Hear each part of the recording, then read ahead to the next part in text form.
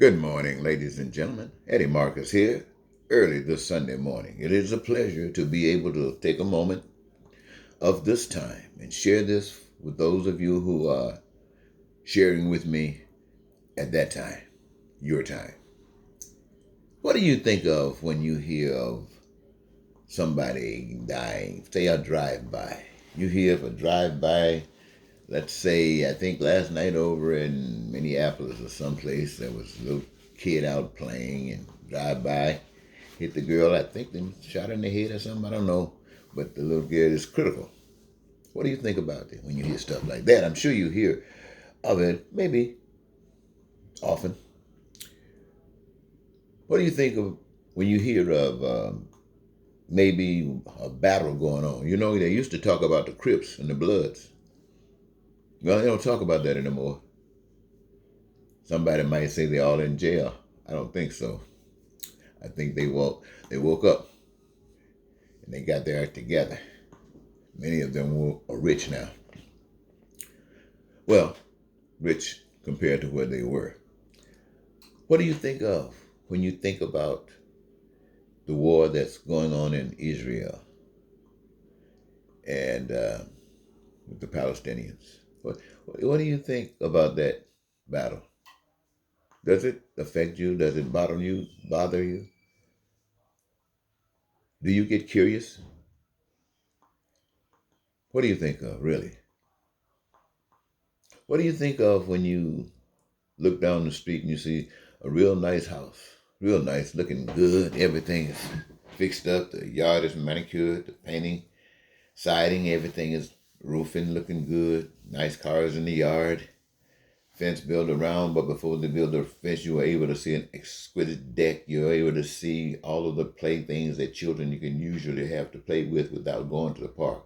You got yours in your own backyard. And you just see flowers growing and trees blooming. You say how beautiful that looks. You imagine sometimes that how these people must feel. Then again, you go on down the street a little bit further and you see a house and you see a couple of cars parked in the yard. Not beautiful cars. One seemed to be okay. The other one's kind of on a jack stand or something, like somebody's doing some work on it. You look at their garage, it's not as together as the garage you saw. It's stable enough. And you look up beside the house and maybe you see a whole bunch of paint chipping. The house needs painting real bad. In fact, it really needs to redo it. But this is the way it is. And well, their lawn is not that manicured. In other words, you got a lot of weeds and what they call those dandelions sticking up. Sometimes the dandelions look good, but when you look at all the other lawns, well, you could call it a bouquet, but no, not a bouquet. But a corsage, let's say something like that. Now, but for some strange reason, because of the conversation, the way it goes, it's not anything that people just won't end up in their yard. Well, and then you see these people, and you ask yourself, how do you like that lifestyle compared to the one you just saw? Is the other one was beautiful? This seems to be a little disgusting. What do you think about that? Usually, you would think that the first one, is the way that you would rather want to be. And you probably would find that you're not alone thinking that way because when we have our conversations geared towards this as being progress, this upward mobility, and people want to always be moving up. Prosperity is good. But the principles that you follow to get there does not really reveal to you the lack thereof that allows for what you don't want to have. It's a product of the system that you choose. And we have been taught that way. We've been taught that others make decisions for us. We never make decisions for our own except when we take a vote. And there was a time certain people couldn't vote. They had no voice. And now they who have experienced some measure of a voice being robbed of that again. But they don't have no voice and they're sitting back watching it, letting it happen. What do you think about when you think about people who yesterday couldn't vote? And people gave their lives fighting dogs and hoes and all the kind of baseball bats and hangings and lynchings to get the right to stand up and, well, to have their voices heard. To have their voice heard, they had to go through all of that.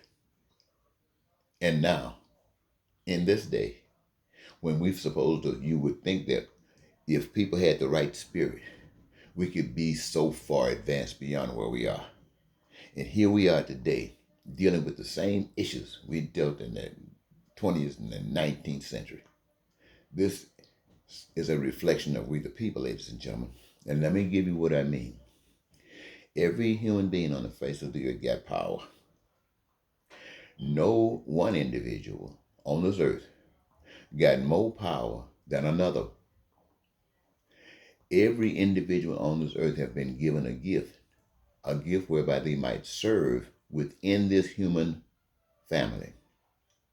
Regardless of what your gift is, there is no gift that's more important than another gift. The whole body is required to get the best results. It was designed that way so that we, the people, collectively can see ourselves as a family, an extended family who cares. And we will not allow anything to interfere with that. That is a particular plan of principles. Now, there's another thing that when you don't know that you got the power, you make the decisions. You are the ones who have to say, we will not allow anyone to suffer. When that is determined, anybody who speaks for you speaks exactly what you have said, what you have determined. They don't have the right to go up and decide anything other than what you have already approved for them to say. They don't have the right to go to Congress and say, to be in Congress saying anything that will cause somebody to suffer. And right now, you know what they're saying, right? They're trying to dismantle the government. They're, as far as we can tell, a group of people not even talking about policy. They just know that you don't know your right. They know you don't know that you got the power. But ladies and gentlemen, here's what happens. The only time you really got real power is when you collectively come together and take real responsibility for real things. See, the power that you have by empowering the Republican Party or the Democratic Party is superficial power. That you thinking you got power. When I say superficial, I'm saying it's superficial because you're giving up your power to someone else. It's like the Bible. You can't think righteous. The Spirit of God cannot speak to you righteous and guide your life righteous. Why? Because you've been told that has stopped.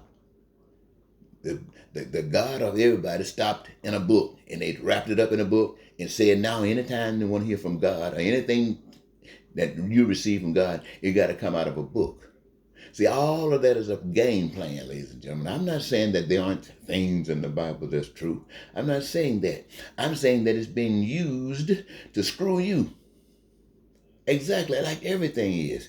That's why all of our societies got the wars and all of this pain and suffering going on. And people living and suffering for such, too much suffering. Only because and when you hear the truth, you don't believe what I'm telling you. Why? Because you haven't heard this. Some of you, your spirit tells you this already. But what you have learned to accept as the truth and where it comes from is not this way. And ain't nothing I can do to make you. And hey, I sure can't make you. But the power, the real power is there in your hand. You make a choice. Make a choice. And I'm going to tell you, I believe that everybody who comes on the earth come on the earth innocent. That's what I believe. But I have heard others say that there are demons amongst us, living amongst us, put in this human experience with us, walking around looking like us with one purpose in mind, and that's to destroy anything that's good. Well, I guess you could say that because that's what the people who are walking around this country right now saying, promoting a lie. That's what they're doing. So I guess that means, or does that mean that I guess when you look at the guys, think of it, ladies and gentlemen. Now you've been watching, you've been listening, you know what's going on. You're not stupid, you're not foolish. You know what you saw, You know what you heard, just like a George Floyd. You know that man killed that young man. You know he killed him. But they were trying to tell you in the courtroom, trying to convince you that he didn't. Now, the things that's going on in the society right now, they're trying to do the same thing. They're trying to choke the life out of the American experience. And I'm not trying to say save it to be what it was. No, I'm trying to say save it to make it better than it has ever been. It would have been good if somebody had taken a brick and threw it inside that cop side the head and saved George Floyd's life. But that person who threw the brick would probably be dead too. But at least somebody took an action, and George Floyd perhaps would be alive. And the man who threw the brick, the hero. See, ladies and gentlemen, the truth of the matter is this. Those who know the truth, you believe in a power that gave you power. And you don't give up your power.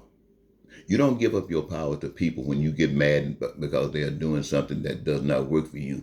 And you try to complain, they beat you side the head, tear gas you, shooting rubber bullets at you. No. What is that? And you empower them to do that. Not only do you empower, you pay them. You pay them. You give them all kind of benefits that you don't have. And this is what they're doing to you. And man, I tell you, if you knew the truth, you wouldn't take it. Now, let me give you two options. I'm just talking to you right now on this Sunday morning. Two options. If you don't have, you always got the right to defend yourself. You always have the right to defend yourself. I only would say to you, make sure that you're on the right side. Never go into a battle on the wrong side. Why? Because you deserve to get your butt kicked. If you walk in on anybody as a bully, you deserve to get your butt kicked. That's how come Goliath got his butt kicked. That's how come the old lion got his butt kicked. That's how old Death got his butt kicked, because you refused. So, don't give in. And when they come at you, that bully stuff, stand up. They'll go down. You got the right to defend yourself. But you also have a right to not kill anybody. You have the right to say, I'm not going to kill you because you're a devil. I know what you're about, and I'm not going to take part in what you do. I don't have to kill you. I don't even have to fight you. So if you want to kill me because I love you, kill me. And take it. And go ahead on where you think you're going. Heaven or whatever your place. You don't have to, and every human being on the earth got that power. The power to say no. But anyway, so you can't start thinking about, well, it was my country. It was my government. No, it was your ignorance. It was your failure, if you knew the truth, to walk according to the truth. So, I guess I'll stop there. I only got a few more minutes left, and I'm sure before, this is early in the morning, and I'm sure before this day is gone, I'm going to have to come back with something else. Even if you don't hear it, well, I'll leave it. I'll leave it for tomorrow when I'm gone. All right. Bye-bye, ladies and gentlemen.